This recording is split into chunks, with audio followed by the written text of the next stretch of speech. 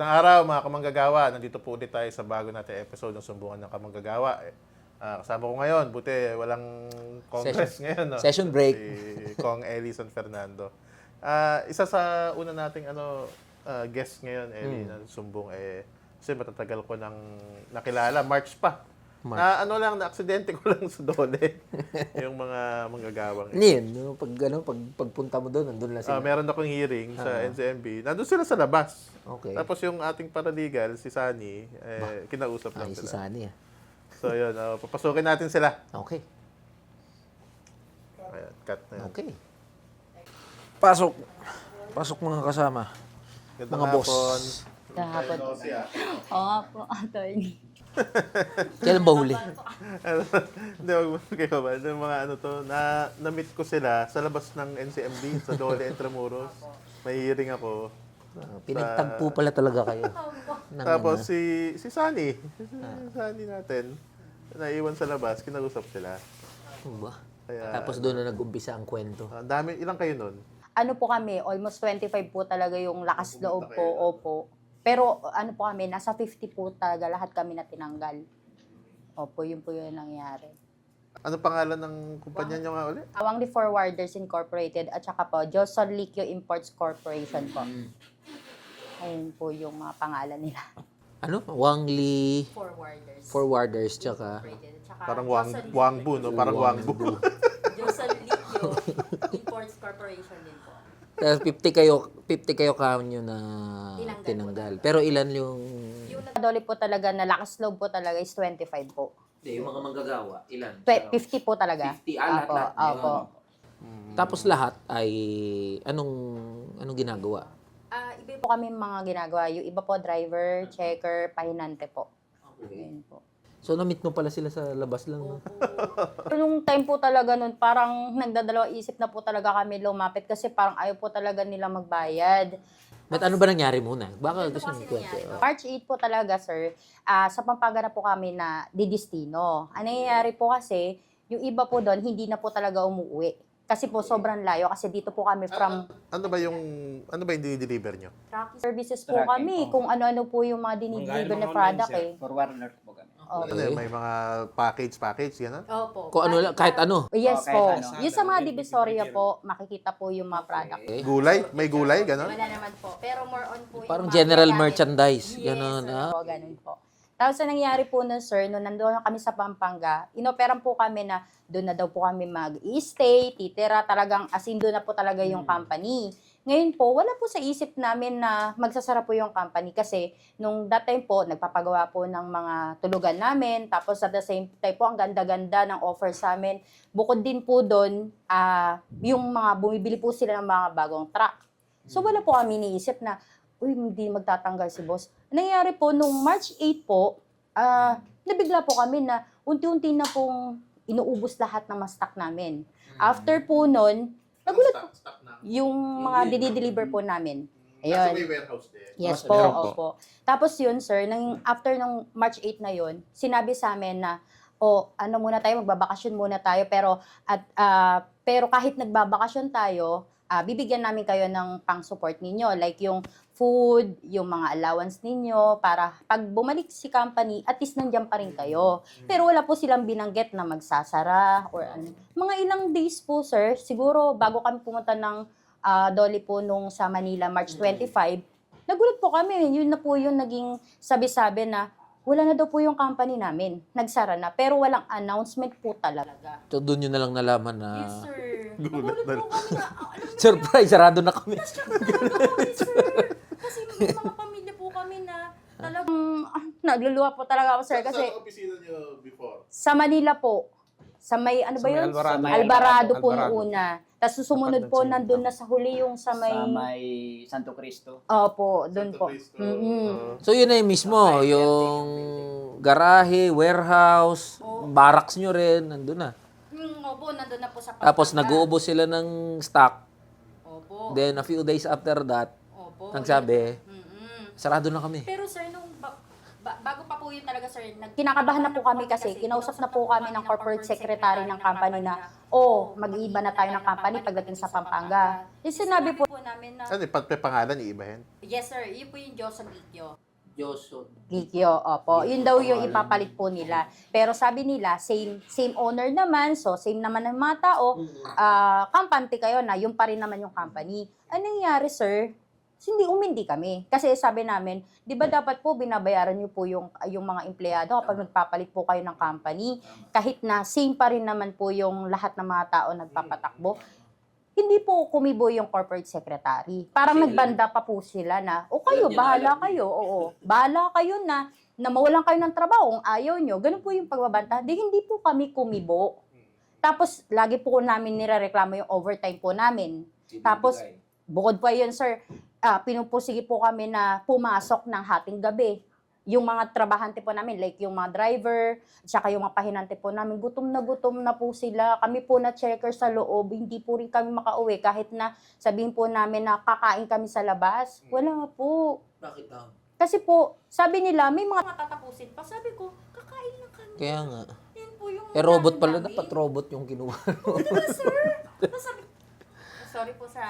Okay lang. Yung holiday po namin, di rin binabayaran. Meron po sa amin, katulad niyan, yung driver po namin, nababangga. Pag nababangga po sa labas, may mga huli, sa amin. Ako po, nawawalan po ako ilang beses na hindi ko po kasalanan. Sinushoulder ko po yun lahat.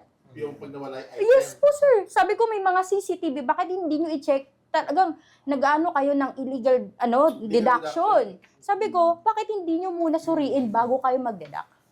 Tapos, meron pa kami pahinante, sir. And Lex ang daan papuntang Pampanga. Wala kaming magawa kundi sumunod sa gusto nila para lang may makapakain kami sa pamilya namin. Anong nangyari, sir? Nabangga to. Buong truck, may evidence kami, pinicturan yun. Wala ni isang company namin na tumakbo po doon sa NLEX para sagipin tong mga to.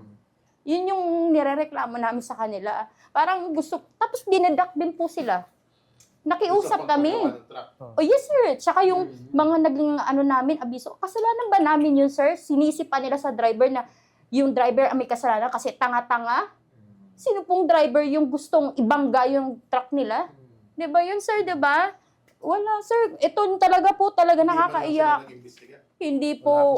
May mga report kami, may mga legal documents kami. Kahit pampa-hospital po nitong kasama namin, hindi po nila ginawa. Tapos ganun po yung nangyari sa amin sa Pampanga na binigla kami. Paano naman po yung pamilya namin na gusto kumain? Tapos binigla din po kami na sinabihan pa kami, eto po si attorney, papasalamat po talaga, hulog ng langit po to eh. Pumunta kami ng Dole, wala po kami makain. Kung hindi po kami binigyan ni attorney ng 1,000, wala po kami pamasahe. Ilang kami 25. Ito kasi sila na may dala silang ulam. Di ba, sir? Plastic. Ay, attorney. Ulam. Di ba? Tapos ginano pa ng kasama namin. Gabi kasi nakakainis tong company namin eh. Sila lang yung naasahan namin eh. Di ba po? Tapos pag ayaw namin, doon tatakutin kami na, kung ayaw nyo, maghanap kayo na trabaho. Tama po ba yun? Sabi ko talaga, sir. Ang pangalan ng putang ng may-ari niya?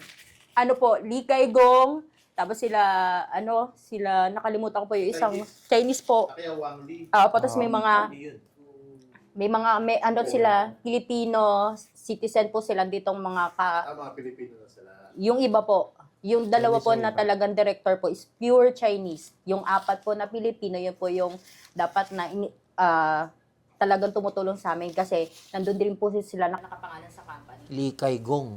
Yes po. Tangina nitong Likay Gong na. Wang Bu. Hoy, Likay Gong, Wang Bu ka. Oo. Palitan mo pangalan ng kumpanya mo, Wang Bu. So yung Likay, yung Gong na yan yung pure Chinese. Yes, sir. Pero siya talaga parang tumato yung pinakamay-ari, no? Opo. Siya yung financer. Opo. Ilan ba truck niya? Hindi 12 yata, di ba? Nung last natin. Na malalaki, yan yung close ban. Opo. 14. Kung sa, di ba binanggit nagsarado na, ano nangyari dun sa truck, mga truck? Pinangihila po nila, sir. Ito Sa Pampanga na. Nung nangyari po nung March 25 na bago kami magpa-Dole, sir. Nagulat kami, gabing-gabi pinanghatak yung mga truck namin. Ang sabi, kinuha daw sa pilitan yung mga truck namin para sa mga utang ng amo namin. Yun yung pinalabas nila para hindi kami maghabol doon sa mga separation pay namin. Nagulat po kami, nung pumunta kami sa bodega para kunin po namin yung mga legal docs namin like yung ID.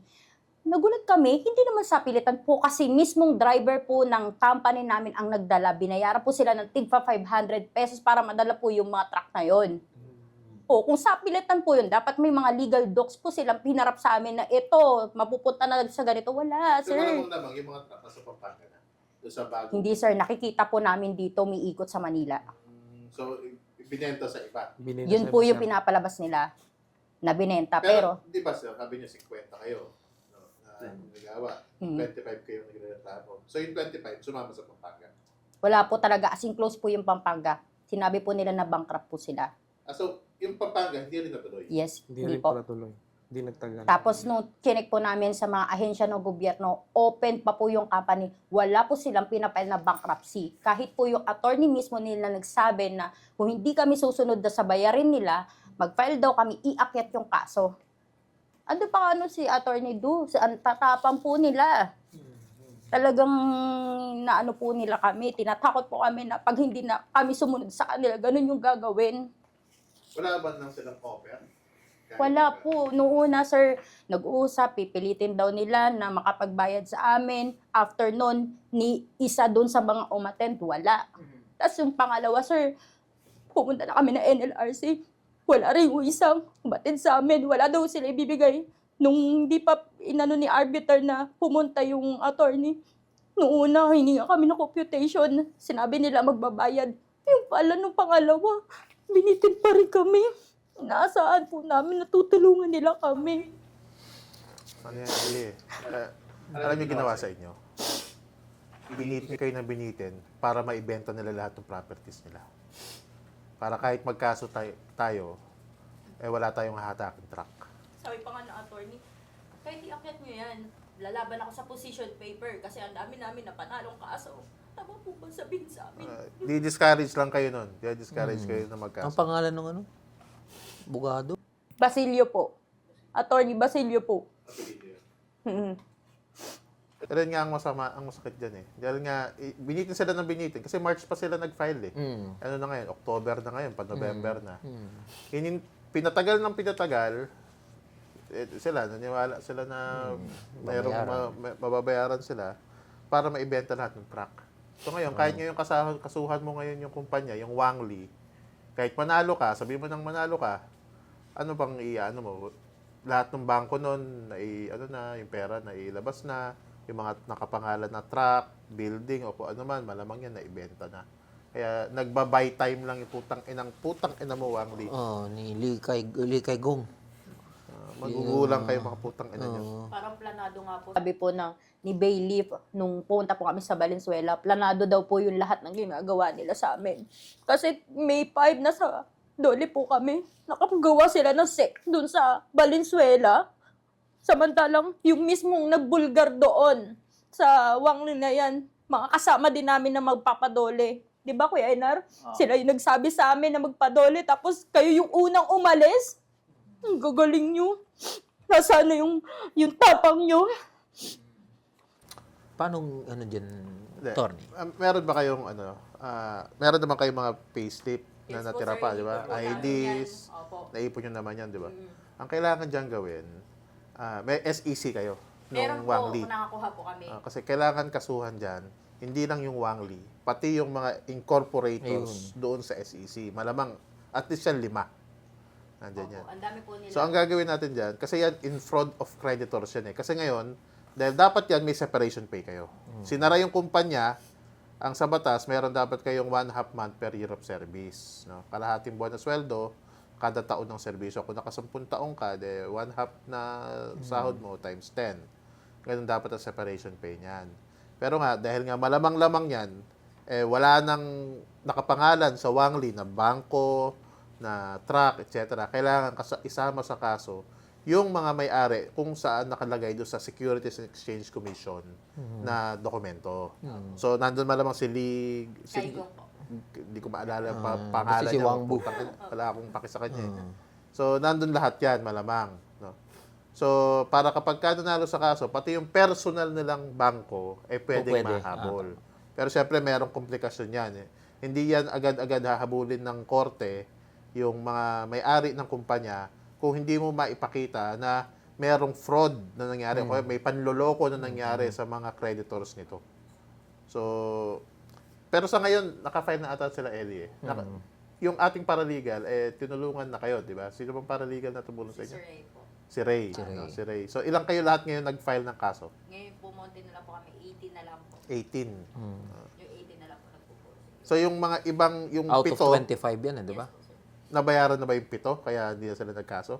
Hindi sir, pinabalik nila sa company. So may mga bumalik nga sa company. Opo. So, gumagana pa yung company. May company, Opo sir, ang sabi po nila, ganito po, yung una sa Valenzuela, tinignan po namin yung SEC, iba po yung pangalan. Iba po yung mga pangalan, kaya hindi po namin hinabol. Kailangan din natin yung SEC. Okay po. Tapos, meron na po ano yun, attorney. Meron pong doon sa Binondo na mismo po yung kasama namin, nilaglag kayo. Sabi, kayo pa rin, pati yung truck, wangli pa rin. Bakit hindi nyo binibigay kahit iba na yung kumpanya? Bakit inaangkin nyo yung hindi dapat sa inyo? Diba? Kung yung ibang kumpanya na yan, sana ibalik nyo yung para sa amin. Kasi kayo, nakabalik kayo, kami wala kaming trabaho. Diba? Dapat nga kami yung magalit kasi kayo nakabalik kayo, kami wala. So, yung pito, sa Binondo, meron pang bagong kumpanya. Opo sir, yun po yung walang kapapil-papil sa City Hall. Nag-ano sila doon, nag-operate sila na wala. Kay Yorme. Bigay mo yung address. Ito pa sir, gusto ko sabihin sa mga sa mga Wangli forwarders ngayon, at saka sa Johnson Liquio, tinatakot nyo kami dahil may kapit kayo sa Manila City Hall. Diba? Kaya yan, hindi kami makapagdole-dole dahil sa pananakot ninyo. Pero ngayon, nandito kami. Humingi kami ng tulong. Kasi ganyan ginagawa nyo. Panakot yun na kaibigan ni Ellie si Yorme. Ano natin kay Yorme rin. Alam niyo po, sir, ang dami namin dinanas. Hindi lang emotion yung nangyari sa amin dito. Pera namin, sir. Ang dami namin sa NLRC ng mga... Alam po yan, Sir Sunny. Ang hirapan po kami. Pero, itong 18 na po ito po yung matatag na talagang ayaw po namin sumuko. Saan pa kayo umuwi? Ay, Malabon po, tsaka sa Caloocan po. Sige, hindi. So, mabigat ang Yan. sa loobin ni ate. Pero, rest assured naman, didire-diretso naman natin yung kaso na yan.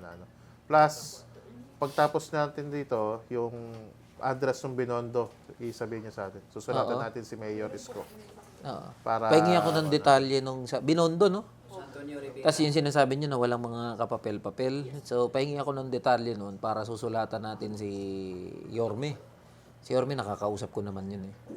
Para ma-bring to the attention ng City Hall yung sitwasyon ninyo.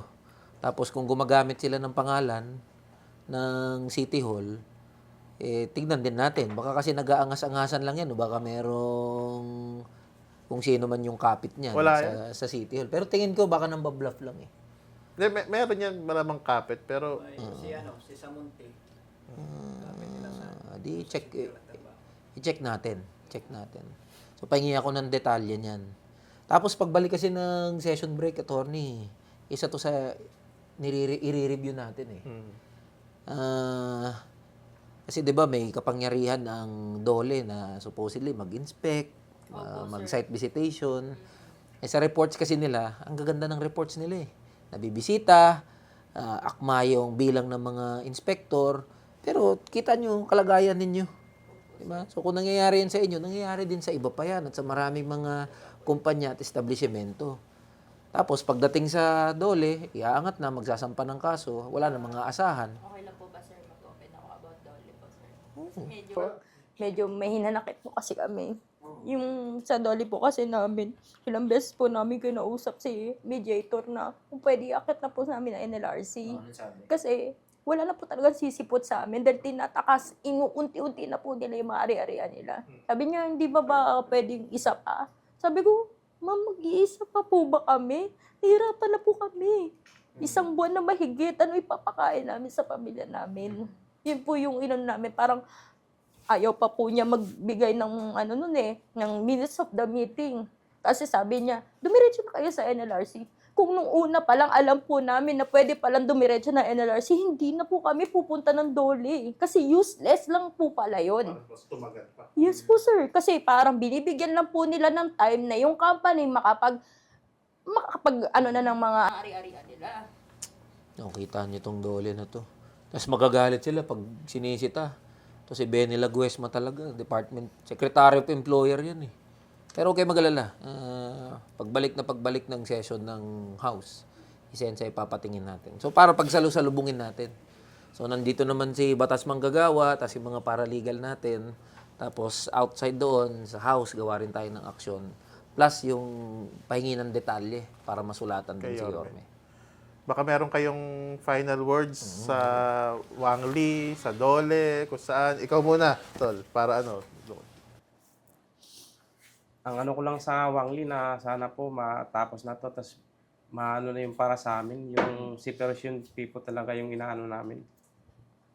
Kasi sobra na po yung pag-abandonan po sa amin eh. Lalo na yung disgrasya ako, wala po sila hakbang dahil sa amin. Kahit kunting tulong man lang, naipit ako, mga siguro isang oras na. Wala po talagang ginawa sila sa amin. Simula kaya nung napunta kami, pag ano nga sir, kung nakauwi lang kami sa budiga dahil lang sa ibang tao. Ang sabi pa nga sa budiga sa Wang Lee na mag-commute na lang daw kami. Paano maka-commute? Pilay-pilay na ako. Nag-utang na nga lang ako sa mga ibang tao para magampanan ko yung medical ko, ganyan. Sa akin lang sana, mabalik yung yung ginastos ko. Maripanan nila.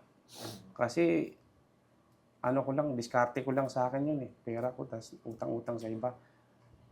Kasi, mahirap na eh. Kabayad na rin sila sa amin. Yun lang. Sir?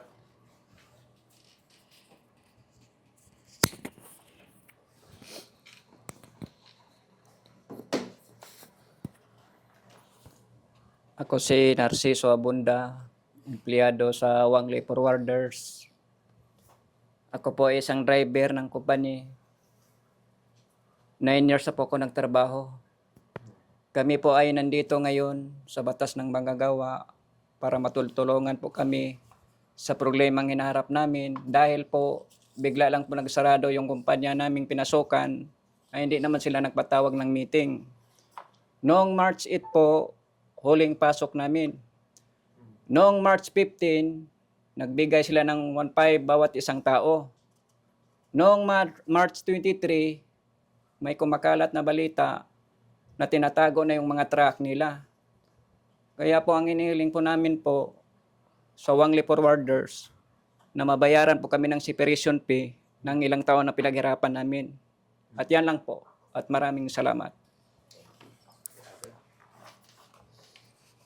Wang Lee, Diyos at Lityo.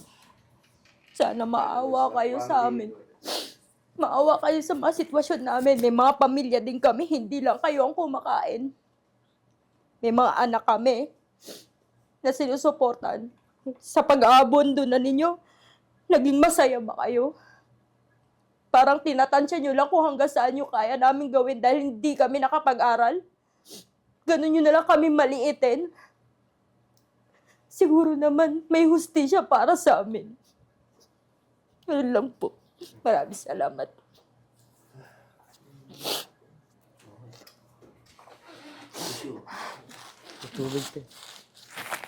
Masakit talaga kasi kung kasi depress na po talaga. Kahit kung nagkita ko sila sa Dole siya. Nidepress na po talaga kami kasi sobrang hirap po maghanap ng trabaho lalo na Wala po pa sa kayong lugar. trabaho ngayon. Sige po kami. Wala po kami mga trabaho. Tapos may mga pinapakain, umuupa po. Ay hindi, Caloocan po kami lang. Yung mga kasamahan na po namin na iba. Ano?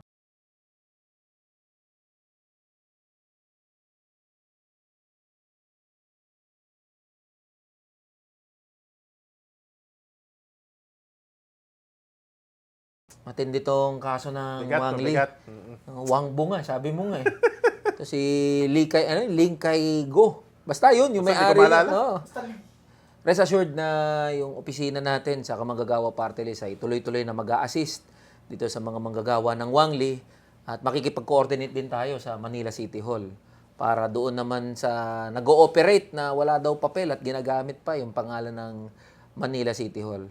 So basta may mga manggagawa na gustong ilaban yung kanilang karapatan, nandito po ang Kamanggagawa Party List at ang inyong lingkod, Eli San Fernando. Tandaan natin mga boss ang ating mga karapatan at interes. Lagi ko sinasabi to, hindi po yan hinihingi. Yan po ay inilalaban. Kami ni Eli, kami nandito para tumulong. Pero ang unang lalaban talaga dyan ay dapat manggagawa mismo. Kasi kung kahit na maraming abogado, no, ang mga manggagawa, mas maraming abogado ang mga may-ari ng negosyo at kapitalista. Kaya dapat kailangan natin mga manggagawang lumalaban at pag ang manggagawa ay lumaban, nandyan ang Kamanggagawa Party Kasama List nyo at kami. Batas Manggagawa. Kasama nyo kami, nasa likod, gilid, harap nyo pa kami.